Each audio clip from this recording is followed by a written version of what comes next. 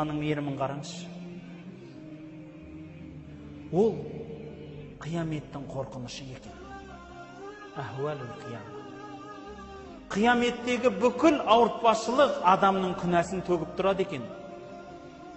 Пайғамбарымыз айтады, қиямет қайым болғанда тас қараңғы болады. Адам баласының барлығы анасынан туылғандай жалаңаш, күнәсін иығына арқалаған, күн ыстығынан тер мойындарына келген болады дейді. Осындай бір сәттерде, осындай бір қиыншылық қияметтің ауыртпашылықтарында адамның күнәсі кешеді. Қандай ауыр бір сәттердеңіз. Қияметтің сол бір ауыртпашылықтарында пайғамбарымыз соларды мысал келтіре айтады. Бір адамдар болады. Қияметте періштелер махшарға отты қамшылармен қуып келе жатқан кезде ұзын тілдерін салбыратып бара жатады артында. Адамдар оны біреу езіп, біреу мыжып жатады.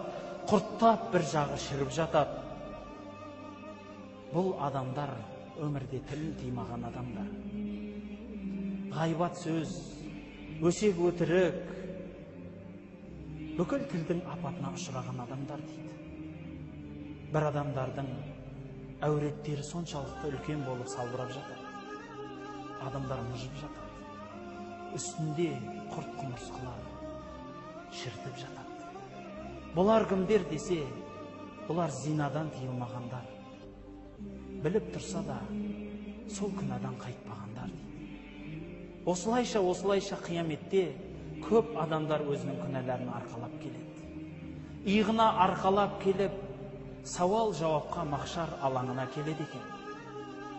Міне, осы бір алаңда Алланың кешірім есігінің тағы бірі ашылады. Ол шапағатшылардың шапағаты, бауырлар. Шапағатшылардың шапағаты. Солардың ең үлкені пайғамбарымыздың шапағаты. Бір мысал, пайғамбарымыз саллаллаху алейхи ва саллям айтады. Қиямет қайым болған кезде күту созылып кетеді.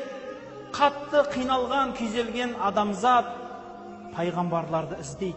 Ең бірінші үлкен атасы пайғамбарға келіп айтады екен: "Уа атамыз, бабамыз, сіз біздің ең алғашқы бастаушымызсыз. Аллаға да бастап барыңыз. Қиямет қайымнау ауыр ғой. Алла тағала сауал жауабын бастасын. Е дозаққа, е жәннатқа кетейік, бұлай тұрмайық" дейді. Сонда адам ата басын шайқайды. Жоқ, менің қолымнан келмейді бұл нәрсе. Осылайша пайғамбарларды іздей бастайды екен. Нұх пайғамбар, Мұса пайғамбар, Иса пайғамбар, басқа пайғамбарының барлығына келеді, бірақ барлығы басын шайқайды. Кешіріңдер, мен өзімнің жағдайым қандай болады деп уайымдап тұрмын. Мен бұл іс қолымнан келмейтін адаммын дейді. Сонда пайғамбарымыз саллаллаху алейхи ва саллямға келеді ең соңғы үміт, ең соңғы пайғамбар. Уа Расулалла, мына күнді көріп тұрсың, халықтың жағдайын көріп тұрсың. Раббымыз есеп қисабын бастаса екен десе, мен соған жаратылғанмын дейді. Мен сол шапағатқа жаратылғанмын дейді. Сөйтіп пайғамбарымыз айтады. Бүкіл пайғамбарлар Алланың бір сырлы дұғасын біледі. Мен сол дұғаны қияметке үмметіме сақтадым дейді. Өзіне емес, қияметке өзімнің үмметіме сақтадым дейді. Пайғамбарымыз айтады, халық келгеннен кейін Алланың құзырына барып сәжде қыламын дейді. Сол сәждеден тұрмай дұға жасағаннан Алла тағала: "Ей пендем, тұр, көтер басыңды, сұрағаныңды берем" дейді екен. Сонда Аллахым, мына халыққа рахым қылғайсың дегесін, сауал жауапты бастаңдар дейді. Сауал жауап басталады. Міне пайғамбарымыздың бүкіл адамзатқа жасаған шапағаты осындай болады. Екінші шапағаты бар. Өйткені пайғамбарымыз сол сәждеден басын көтермейді. Сонда Аллах тағала айтады: пендем, сауал жауап басталды ғой, көтер басыңды десе, үмметім, үмметім дейді. Сонда Алла айтады екен: жарайды, сенің үмметіңнен 70 000 адам жәннатқа сауал жауапсыз кіреді дейді. Оларға сауал жауап жоқ, жәннатқа кетті дейді. Қарасаңшы, сонда барып басын көтереді. Кел, қара деп бір періште ертіп келсе, бір дүйім елді көрдім дейді. Мынау мекен менің үмметім десем, жоқ деді дейді. Тағы да қара құрым елді көрдім. Мынау ма десем, жоқ деді дейді. Сөйтсем, бір шетте өте көп халық тұрады дейді. Мынау сенің үмметің деді дейді. Мен үмметімнің көптігімен мақтанамын дейді. Осылайша сауал жауап басталды. Сонда адамдар, шапағатшылар басталады. Құран жаттап, сол Құранына амал қылған адам өзінің жақын туыстарынан Алла рұқсат етіп 30 адамға шапағат жасайды. Алланың жолында қанын төгіп жанын тапсырған адам 70 адамға шапағатшы болады дейді. Осылайша шапағатшылар шапағат жасайды. Яғни Алланың құзырында тұрып, Аллахым, мына кісінің күнәсін кеш, бұл жақсы адам деп ара түседі ортаға. Ең қарапайым шапағатшылар, бауырлар, олар сізбенен бізбіз. Құран-ы Каримде айтады: қиямет қайым болған кезде мына дүниеде күнәмен дос болған адамдар қияметте қас болады дейді. Соны айта келе пайғамбарымыз айтады: бұл аяттың кері мағынасы да бар. Мына дүниеде жақсылықпен өткен адамдар бір-біріне дос болады дегенде сөз бар. Яғни қияметте бір адамды періштелер жетектеп дозаққа қарай тартып жатқанда, екінші бір мұсылман тұрып айтады екен: кешіріңдер, бұны дозаққа тартпаңдар. Екеміз бір сапта тұрып намаз оқығанбыз, мен куәмін дейді екен. Мен куәмін оның жұма намазға менімен бірге барғанына. Мен куәмін екеміз тарапы намазда бірге болдық. Мен куәмін мешітке кіріп шығып жатқанын көргенмін деп ортада тұрып бір-бірімізге шапағатшы боламыз. Бауырлар, мына иықтасып бір-бірімізге отырған барлық бауырлар осындай боламыз, бауырлар. Бір-біріміздің қадірімізді біліп өтейік. Бұл өмір кішкентай ғана өмір. Көршімізге жақсылық жасауға бұйырылғанбыз. Ал көрші деген ол, ойламаңыз, менің үйімнің жанында 40 жыл тұрған адам деп, жоқ. Өйткені сіз бен мен біз 40 жыл тұра аламыз ба екен бұл дүниеде? Бір сәтке келдік, бір сәтке кетеміз. Онда екен, осы бір мешітте де бірнеше минуттар, бірнеше уақыт отырған адам да сіздің сол бір кездегі көршіңіз. Онда көршіңіздің ақысын беріп өтіңіз. Шапағатшылар шапағат жасайды-ау. Бірақ білесіз ба? Пайғамбарымыз Мұхаммед саллаллаху алейхи вассаламның тағы бір шапағаты бар. Пайғамбарымыз жәннатқа кіреді дейді. Ең алғашқы кірушілерден дейді. Кіріп, Кәусар бұлағынан сусындайды. Сөйтеді де жәннатқа әрмен қарай кірмей тоқтап қалады дейді. Сонда періштелер сұрайды дейді: келсеңізші, көрсеңізші Алланың берген нығметтерін дегенде, үмметім дейді екен. Ойлаңызшы. Сізбенен бізді танымайды пайғамбарымыз. Көрмеген. Бірақ сізбенен біз үшін жәннаттың да рахатын дәмін таппай тұрады. Сонда Аллах табарака ва тааля айтады екен: ей Мұхаммед, үмметің қайда дегенде, дозаққа сүйреп атқанын көрдім дейді. Онда бүкіл үмметіңнің барлығын алып шық дейді.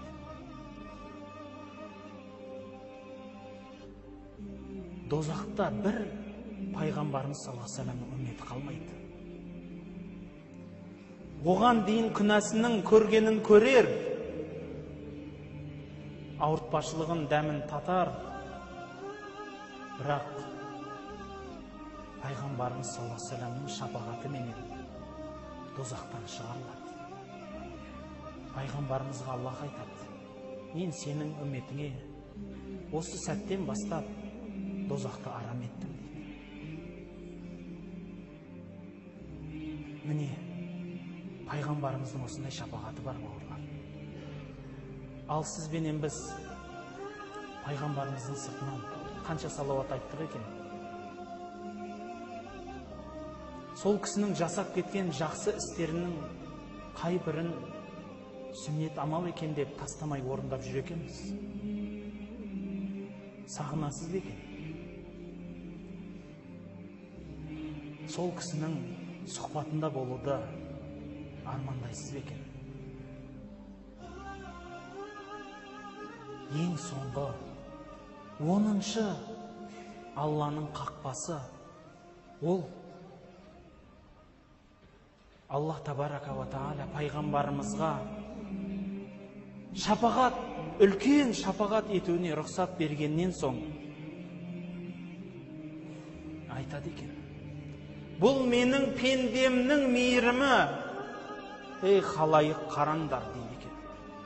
Бұл менің бір жаратқан пендемнің мейірімінің өзі осы. Ал менің мейірімім шексіз болады.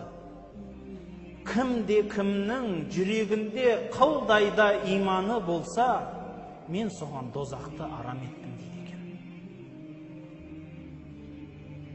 Жүрегінде қылдайда шаңның тозаңындай иманы бар адамды дозақтан алып шығып кетіңдер дейді. Яғни ең соңғы есік бұл Алланың өзінің кешірім есігі. Кімді кешеді, соның бағы болады. Бауырлар, осынша үлкен Алланың кешірімі күтуде. Аллах табарака ва тааля сізбенен бізге осыншалықты үлкен есіктерді айқара ашты ау.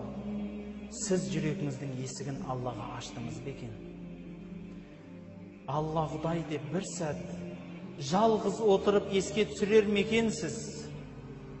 Бауырлар, көзіңізді ашыңыз, ояныңыз.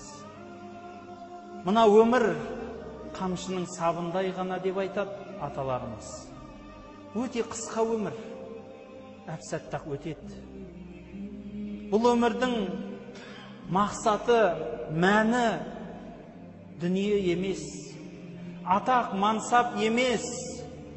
Жоқ, бұл өмірге адам ғибадат үшін келді, құлшылық жасау үшін келді, басын сәждеге қою үшін келді. Құранда айтады, дозаққа түсіп кеткен бір адам Аллаға жалынады дейді. Қала раббирджиун, ей Раббым, мені қайтаршы дейді екен. Мені қайтаршы дейді екен. Не үшін? А'малу салихан фима таракт. Өзім тастап кеткен өмірде бір қайырлы іс болса да жасап қалайыншы дейді екен. Бауырлар, Алла Құдай сізбен бізге әлі демімізді, талқанымызды беріп тұр ғой. Уақытымыз бар, дүние құрғыр келеді, қолдың кірі, атақ мансап келеді. Ол да қолдың кірі. Бауырлар, ең үлкен нығметті айтайыншы. ол сіз бенен біздің Аллаға сәжде қылуымызды жазғаны. Ең үлкен нығмет. Ең үлкен нығмет. Бұған не деген байлар, не деген батырлар, не деген ұлылар жете алмай кетті осы сәждеге. Бір естігенім бар. Қызылорда өңірінде Манап Көкенов деген атамыз өткен. Мынау айтысты қазақтың осы бір өнерін естіп жүрген адам болса, ол кісіні таниды. Сол кісі дүниеден салар шағында басында отырған бір адам айтады: "Мәке, міне енді үзілетін шаққа келдіңіз. Өмірдің барлық рахатын сіз көрген шығарсыз, арманыңыз жоқ шығар дедім" дейді. Сонда айтты дейді: армансыз пенде бола ма? Рас, қайда болсам да мәке болдым. Қай үйге кірсемде орным төр, жегенім сол үйдің басы болды қойған. Қайда барсам да абырой менен сіз деген сөз жанымда жүрді. Бірақ бір арманым бар, орындалмай бара жатқан, басымды сәждеге қоя алмай кетіп баратырмын деді. Бауырлар, үлкен арман көп адамға бұл. Шүкір Аллаға, міне Алланың үйіне келдіңіз. Басыңызды сәждеге қоюға жазып тұр. Намазыңызды соңғы намаздай оқыңыз. Өйткені қайдан білесіз? Осы келіп тұрған құптан намазы сізге бұйыра ма, бұйырмай ма? Ал бұйырса, бұдан кейін таң намазы сізге бұйыра ма, бұйырмай ма? Бауырлар, бір намазға келеміз, келе сала дүниені ойлаймыз. Ауырған басқа заттарымызды ойлаймыз. Бауырлар, білесіз ба, намазда тұрғанда ең Аллаға жақын сәттеріңіз болады. Сәждеде жатсаңыз, рукуғда тұрсаңыз, Аллаға ең жақын болған сәттеріңіз. Сол бір сәттерден ажырамауға, сол бір сәттерден айырылмауға әрекет жасамаймыз ба? Бір адам ғашық болатын болса, сол ғашығынан адам ажырамау керек емес пе? Сондықтан айтатыным, мынадайда бір сөз бар сөз соңында. Білесіздер ғой, мына халықта айтылады, мынау Ләйлі менен Мәжнүн деген адам болды дейді, бір-біріне ғашық болатын. Сонда сол Мәжнүн деген біреу намаз оқып тұрған адамның алдынан өтіп бара жатса, әлгі адам басын көтеріп: "Ей, кет, бұлай намазымды бұзасың" деп тұр дейді. Сонда әлгі адам басын көтеріп айтады дейді: "Мен Ләйліге ғашық болғаным сонша, сенің алдыңнан өтіп баратқанымды байқамай қалдым. Бірақ сен Құдайға ғашық болсаң, менің өтіп баратқанымды сен де байқамайтын едің ғой" деді дейді. Бауырлар, сәждеден көзіміз қанша кетіп қалады жан-жаққа. Алладан жүрегіміз қанша секіріп кетеді. Соны орнықтыратын, сол істі қолға алып, оянатын уақыт келген сәт. Субханак Аллахумма ва бихамдик, ашхаду ан ла илаха илля ант, астағфирука ва атубу илейк.